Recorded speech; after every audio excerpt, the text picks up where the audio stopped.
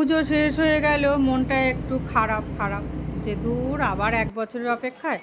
কিন্তু বাঙালির তো 12 মাসে 13 পার্বণ, তাই আবার চলে এসেছে কালী পুজো, তারপরে ভাইফোঁটা, মানে এরকম তো আবার লেগেই থাকতে হবে। তাই চলে এসেছি নিউ মার্কেটে। বাবা, এটা কোথায় কি দেবে গো? কমিটার আছে দেখো, এটা নেট করে দাও হাতে, নাকি বডিটা নেট করে দেবে? আমি বডিতে 13 দেব। এটা এটা কোথায় দেবে? হাতে? তাহলে হাতটা এটা করে দাও। কোনটাতে 13 দেব? 13টার সাথে চলে যাবে। তাই তো। হ্যাঁ হ্যাঁ হ্যাঁ হ্যাঁ, মানে এই কাঁচটা তোমার 1.5 ইঞ্চি মতো রাখবে, সামনে বোতাম করবে, ঠিক আছে?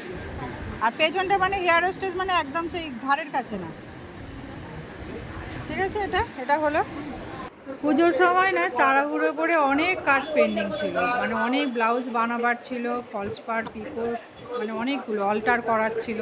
তাই আজকে একেবারে সব কিছু নিয়ে চলে এসেছি, এইগুলো করব। তারপরে একটু কানের টানের কিছু টুকটাক করব, চুলটার কিছু করব, সেই ইচ্ছা আছে। এখন দেখা যাক কতটা কি সময়ের মধ্যে হয়। পার্লারে এসে দেখলাম একদম পার্লার ফাঁকা। আমি ভাবলাম যাক, কপাল আমার ভালো।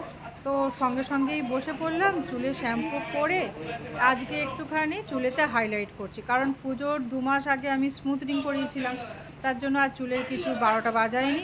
তো আবার ইচ্ছা হলো চায়ে চুমুক দিতে দিতে চুলে কালার আমার কমপ্লিট হয়েছে। এবারে ওয়াশের জন্য ওয়েট করছি, তারপরে আবার স্পা করে নেবো। তো এইসব করতে করতে মনে হচ্ছে অনেকটাই টাইম যাবে। বাস, আমি রাজুকে 6:30টায় আনতে আসতে বলেছি। ও মা, দেখছি 6:30টায় হবার নয় কাজ, মানে 7:30 পৌনে 8টা বেজে যাবে। তাই রাজুকে আবার একটা মেসেজ করলাম, তারপরে ব্যাস চলে আসলাম। এসে ঘরেতে ব্যাস আমি হাল্লাক হয়ে পড়েছি এত কিছু কাজ করে। তোমরা সবাই ভালো থাকো, সুস্থ থাকো, এরকম ছোট ছোট গল্প অনেক হতে থাকবে।